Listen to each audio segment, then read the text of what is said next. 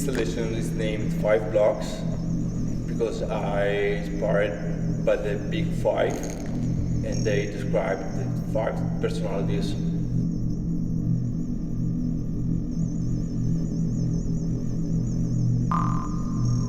This idea came last year with my friends actually, because they went to such a personality disturb.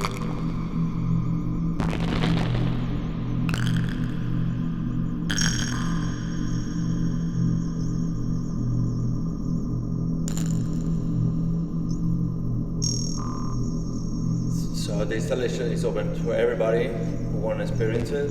It's focused on clubs mainly, or big events where there's a PA, because when you go there and experience it, you can actually hear sounds naturally as they are.